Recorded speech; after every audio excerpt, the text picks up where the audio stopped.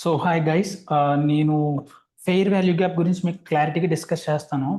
Even beginners కూడా, అంటే అసలు ఏమీ తెలియదు మార్కెట్ గురించి, ప్రైస్ యాక్షన్ గురించి, టెక్నికల్ అనాలిసిస్ గురించి అన్న వాళ్ళు కూడా అర్థమయ్యేలాగా ఈ ఫెయిర్ వాల్యూ గ్యాప్ గురించి ఎక్స్ప్లెయిన్ చేయడానికి నేను ట్రై చేస్తాను. చాలా ఈజీగా సింపుల్ వర్డ్స్లో చెప్తాను మీకు. ఓకేనా? సో మనకి ఐసిటి కాన్సెప్ట్స్లో మోస్ట్ ఇంపార్టెంట్ కాన్సెప్ట్ ఇది. ఎక్కువ యూజ్ చేసే కాన్సెప్ట్ కూడా ఫెయిర్ వాల్యూ గ్యాప్, ఎఫ్విజి అంటాం షార్ట్కట్లో.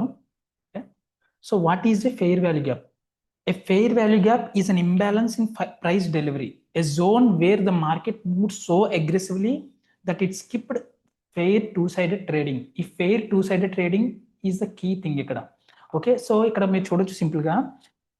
అసలు బేసిక్గా fair value gap candle 1, candle 2, candle 3. ఇక్కడ 3 క్యాండిల్స్ కనిపిస్తున్నాయి కదా. ఈ ఫస్ట్ ఇది కింద ఉన్నది క్యాండిల్ 1, 2, 3, రైట్? ఈ క్యాండిల్ 1 యొక్క హైకి క్యాండిల్ 3 యొక్క లోకి మధ్యలో ఫామ్ అయ్యే గ్యాప్ ఏదైతే ఉందో అది ఫెయిర్ వాల్యూ గ్యాప్ అంటాం, రైట్? సో మనకి fair value gaps two types basically, bullish fair value gap and bearish fair value gap. ఈ బుల్లిష్ ఫెయిర్ వాల్యూ గ్యాప్ ఎప్పుడు ఫామ్ అవుతుందంటే, ఒక మార్కెట్ అనేది ఒక అప్ ట్రెండ్లో వెళ్తున్నప్పుడు bullish fair value gap form అవుద్ది. ఆ bearish fair value gap down ట్రెండ్లో వెళ్ళినప్పుడు బేరిష్ ఫెయిర్ వాల్యూ గ్యాప్. ఇక్కడ బుల్లిష్ ఫెయిర్ వాల్యూ గ్యాప్ ఎలా ఫామ్ అవుద్ది? ఫస్ట్ క్యాండిల్ యొక్క హైకి థర్డ్ క్యాండిల్ యొక్క లోకి మధ్యలో ఫామ్ అయ్యే గ్యాప్ ఏదైతే ఉంటుందో అది bullish fair value gap, right? Bearish fair value gap మీకు ఇంకా చెప్పాలంటే క్యాండిల్స్ కూడా నేను చార్ట్ మీద పెడతాను, ఐ మీన్ నెంబర్స్. ఇది క్యాండిల్ 1, ఇది క్యాండిల్ 2, ఇది క్యాండిల్ 3. సో ఈ క్యాండిల్ 1 అండ్ 3కి మధ్యలో ఫామ్ అయ్యే గ్యాప్ ఏదైతే ఉందో అది బేరిష్ గ్యాప్, రైట్? అంటే ఇక్కడ క్యాండిల్ 1 యొక్క లోకి క్యాండిల్ 3 యొక్క హైకి ఇక్కడ రివర్స్ అన్నమాట. బులిష్ గ్యాప్లో 1 యొక్క హైకి 3 యొక్క లోకి, ఎందుకంటే క్యాండిల్స్ పైకి వెళ్తున్నాయి.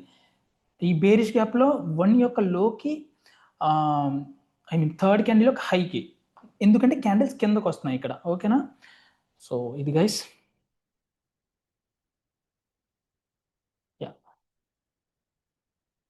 Why is a fair value gap considered as inefficiency? So ఇక్కడ ఇన్ఎఫిషియన్సీ అంటే ఫస్ట్ మీకు ఎఫిషియెంట్ మార్కెట్ అంటే ఏంటి, ఇన్ఎఫిషియెంట్ మార్కెట్ అంటే ఏంటో మీకు తెలియాలి. సో నేను అది చెప్తాను మీకు. యా,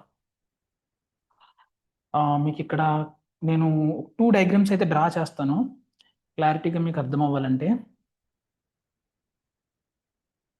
యా, ఓ 1 మినిట్. సో ఇది క్యాండిల్ 1 అనుకుందాం, రైట్? క్యాండిల్ 1, ఇది క్యాండిల్ 2, రైట్? ఇప్పుడు ఇంకొక డయాగ్రామ్ డ్రా చేద్దాం.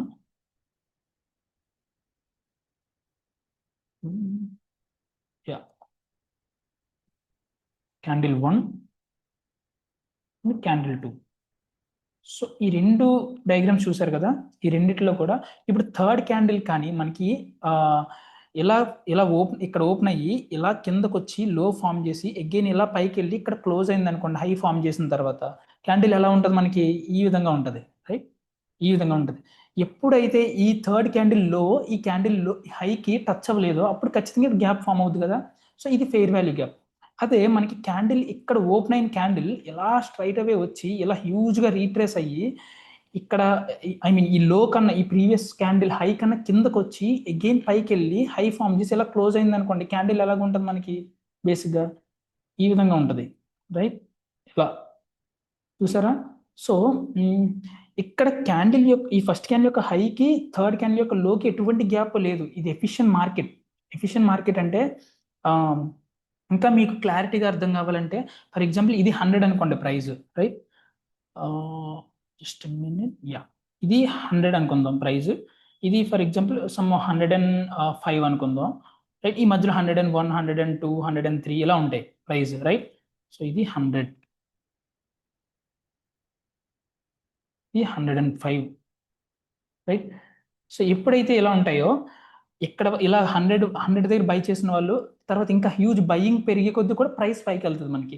సో ఇక్కడ 105 దగ్గర క్యాండిల్ ఓపెన్ అయ్యి అగ్రెసివ్గా, ఇది ఫర్ ఎగ్జాంపుల్ 110 అనుకున్నారు అనుకోండి, ఇక్కడ అగ్రెసివ్గా పుష్ చేసింది చూసారా? ఈ అగ్రెసివ్ పుష్లో ఈ ఇన్స్టిట్యూషన్స్ ఏవైతే ఉంటాయో అవి మేబీ వాళ్ళు ఒక 1000 లాట్స్ ఎవరైనా ఎగ్జిక్యూట్ చేయాలనుకుంటే ఏదైనా ఒక ఇన్స్టిట్యూషన్ వాళ్ళు పార్షియల్ మాత్రమే ఫిల్ అవుతాయి వాళ్ళకి. ఓకేనా? అగ్రెసివ్ పుష్కి ఆ మార్కెట్లో వాళ్ళు ఫుల్ లాట్స్ అనేవి ఫిల్ అవ్వు. మేబీ వాళ్ళు ఇక లిమిట్ ఆర్డర్స్ పెట్టి ఉంటారు కాబట్టి వాళ్ళు ఈ అగ్రెసివ్ పుష్లో మేబీ సమ్ 1000 లాట్స్ ఎగ్జిక్యూట్ చేసే వాళ్ళు 500 ఫిల్ అవ్వచ్చు, 300 ఫిల్ అవ్వచ్చు, లేకపోతే 700 ఫిల్ అవ్వచ్చు, ఎంతైనా ఫిల్ అవ్వచ్చు. స్టిల్ సమ్ రెస్టింగ్ ఆర్డర్స్ అనేవి ఇంకా ఉంటాయి కదా.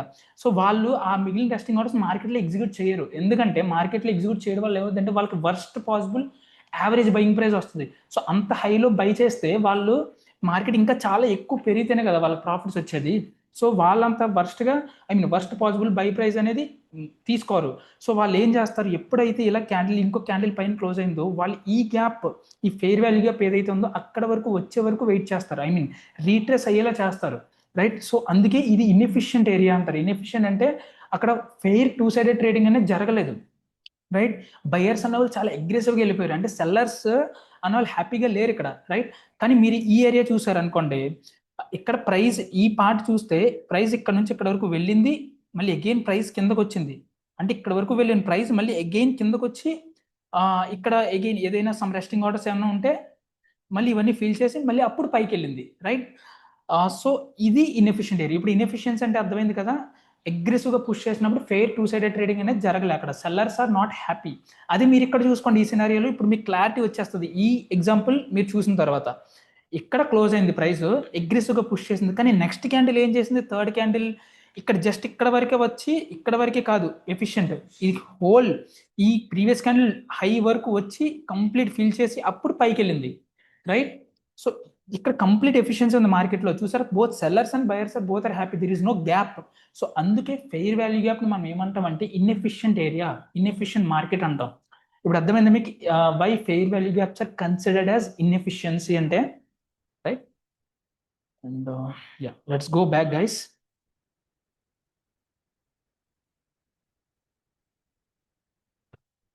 Yeah, why is a fair value gap considered as inefficiency? Because fair value gap, because price moved so aggressively that it did not facilitate two-sided trade at certain levels, right. అదే కదా మనం discuss చేసుకున్నాం, markets are an auction. Yes, markets are auction. ఇప్పుడు కూడా ఒక violent type అన్నమాట. Both buyers and sellers ఇప్పుడు fight చేస్తూ ఉంటారు మార్కెట్లో. బయర్స్ వాంట్ లోయర్ ప్రైజెస్, అంతే కదా. మరి లో ప్రైజెస్ లో బై చేసి హై ప్రైజెస్ లో సెల్ చేస్తే బయర్స్ ప్రాఫిట్ వస్తుంది.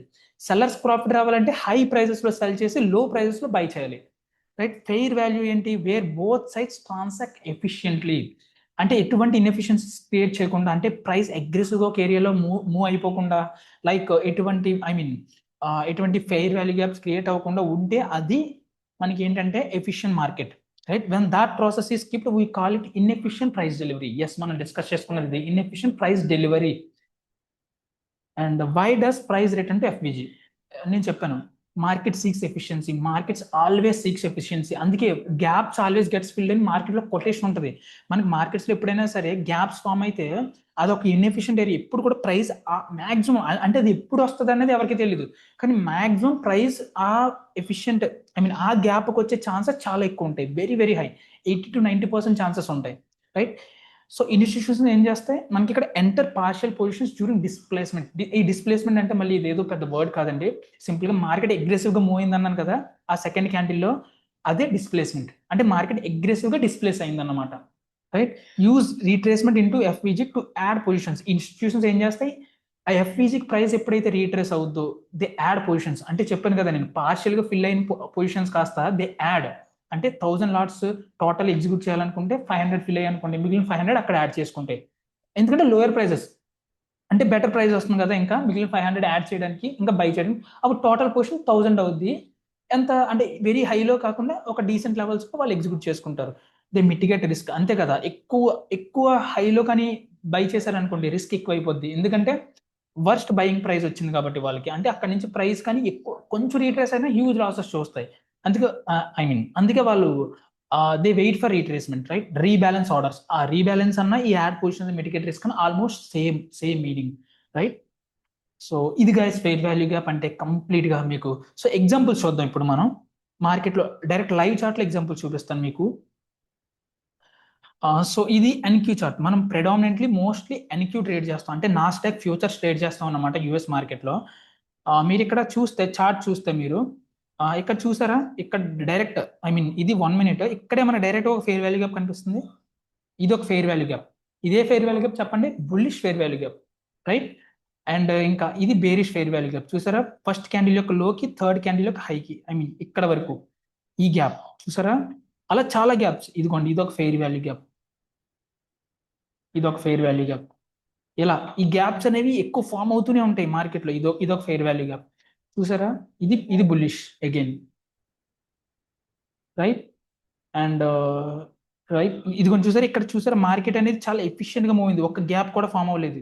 అంటే మార్కెట్ కన్సోలిడేట్ అయింది, అంటే లైక్ ఇన్స్టిట్యూషన్స్ హ్యూజ్ లిక్విడిటీ అనేది లభించింది అనమాట అక్కడ, right. See again there is, చూసారా ప్రైస్ ఫెయిర్ వాల్యూ గ్యాప్ వచ్చి ఎలా రిజెక్ట్ అయిందో ఇక్కడ, ప్రైస్ అగ్రెసివ్ గా డిస్ప్లేస్ అయిపోయింది ఇక్కడ నుంచి. అగైన్ ప్రైస్ రీట్రేస్ అయింది, ఫెయిర్ వాల్యూ గ్యాప్ వచ్చింది, రైట్. ఎగ్జాక్ట్ ఈ గ్యాప్ నుంచి రీట్రేస్ ఐ మీన్ రిజెక్ట్ అయ్యి మళ్ళీ అగైన్ పైకి వెళ్ళిపోయింది చూసారా, right. Yeah, this is called fair value gap whole మీకు. అండ్ వెళ్ళే ముందు ఒక ఇంపార్టెంట్ కాన్సెప్ట్ ఒకటి చెప్తాను మీకు, I mean fair value gap ఎంత ఇంపార్టెంటో ఇది కూడా చాలా ఇంపార్టెంట్, ఐ మీన్. సో మనకి ఎప్పుడైనా సరే ఫెయిర్ వాల్యూ గ్యాప్ కానీ ఫెయిల్ అయిందంటే అది ఇన్వర్టెడ్ ఫెయిర్ వాల్యూ గ్యాప్ అంటాం మనం, right. Inverted fair value gap అంటే మనకి క్లారిటీగా చెప్తాను. సో ఇది క్యాండిల్ 1, ఇది క్యాండిల్ 2, ఇది క్యాండిల్ 3, రైట్. సో ఇప్పుడు మనకి నెక్స్ట్ క్యాండిల్ కానీ ఇలా క్లోజ్ అయింది అనుకోండి, ఇలా వస్తుంది అనుకోండి క్యాండిల్ ఇక్కడ కదా మనకి ఫోర్త్ క్యాండిల్ ఓపెన్ అయ్యేది, క్యాండిల్ 1 ఇక్కడ ఐ మీన్ 1 క్లోజ్ అయింది, 2 ఓపెన్ అయింది, 2 క్లోజ్ అయింది, 3 ఓపెన్ అయింది. ఇప్పుడు 3 క్లోజ్ అయింది, 4 ఇక్కడ ఓపెన్ అయింది, ఫర్ ఎగ్జాంపుల్ ఇక్కడ ఇలా క్లోజ్ అయింది అనుకోవచ్చు. మనందరికీ తెలుసు ఇది గ్యాప్ అని, రైట్. ఇది ఫెయిర్ వాల్యూ గ్యాప్, ఇది ఫెయిర్ వాల్యూ గ్యాప్. ఏం gap? Bullish fair value gap, right. Yeah, ఇది బుల్లిష్ ఫెయిర్ వాల్యూ గ్యాప్, నేను గ్రీన్ లో డ్రా చేస్తాను.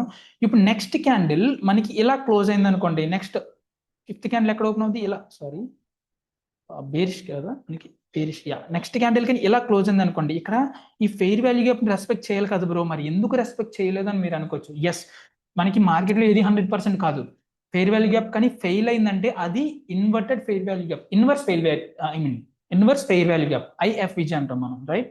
ఏమంటాం? IFVG, right, inversed fair value gap.